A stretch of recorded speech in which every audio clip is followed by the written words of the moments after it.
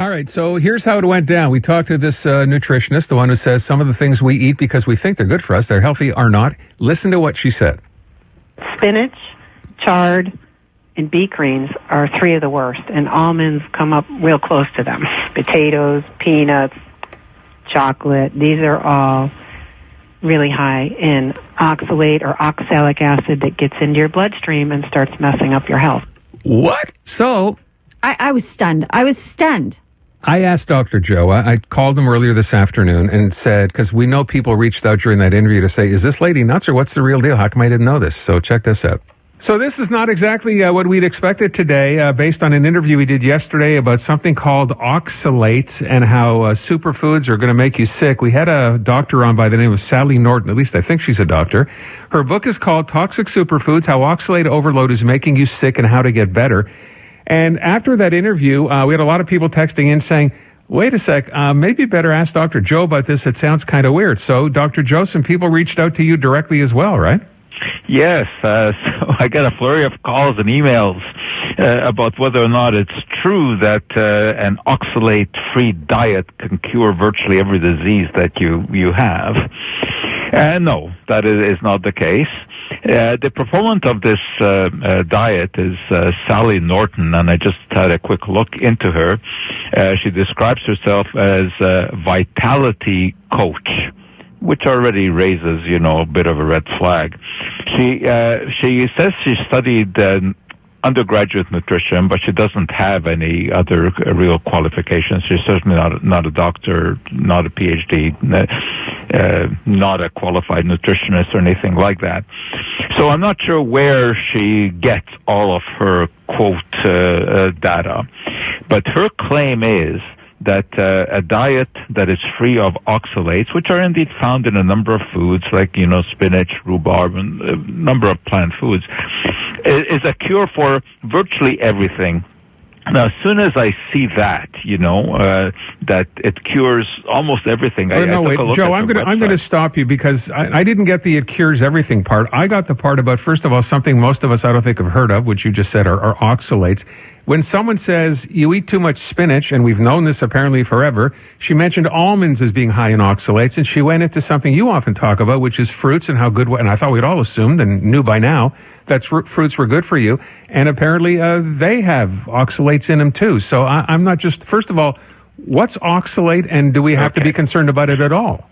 Some people who are prone to what we call oxalate kidney stones do have to be concerned about oxalates. But that's a condition, that is very, very specific to people who have been perturbed with kidney stones.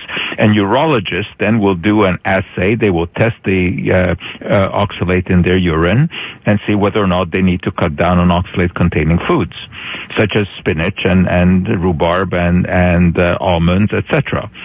But for the general population, this is not an issue. Okay. And as I said, when I look at her website, she claims that it is a cure for mental fatigue, for mood problems, if you're dropping things, if you're too sensitive to noise, if you have memory problems, if you have arthritis, if you have inflammatory bowel disease, if you have rashes, prostatitis, thyroid problems, carpal tunnel syndrome, sleep problems. You get the idea.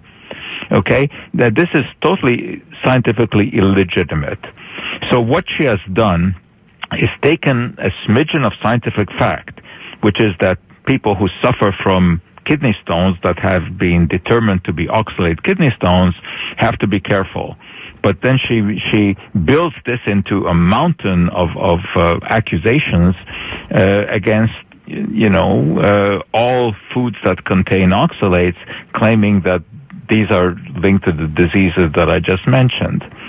And, this is, she's not rare in this. I see this all the time. People claim that avoiding certain food components is the answer to all of their problems. We see this, for example, with lectins.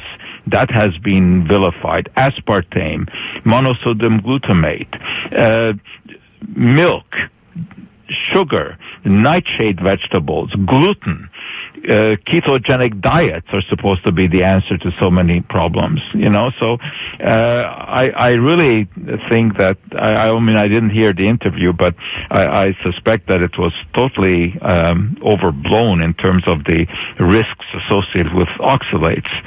It is just not a scourge of modern life. Okay. I will ask you one other thing, because this struck me as well. She brought up dairy and saying, we need to go back to the way we used to eat, however many hundreds of years ago it was. So eggs are good and milk is good and whatever. And I thought where are we on dairy? Before I say what I thought, you tell me. With dairy, I mean, unless you have lactose intolerance, in rare cases, it can also cause mucus buildup in the throat, but those are rare cases. Okay. So, for most people, there's absolutely no problem with consuming dairy. But if you are lactose intolerant, then you go for lactose-free milk or, avoid the dairy products. All right. But again, it's not a universal poison as it is so often proclaimed. And we will leave it at that. Dr. Joe, I appreciate it, and thank you. I guess we'll talk more about this again. Okay, Take care. Bye-bye now. What do you say? So go back to eating your chocolate, your nuts, unless you have a specific condition where that's going to make it worse. It seems a bit overblown. I'm very confused by all of this now. Eat your berries, eat your veggies. Just don't go crazy. But certainly what Dr. Joe said sounded a lot more rational. Yeah.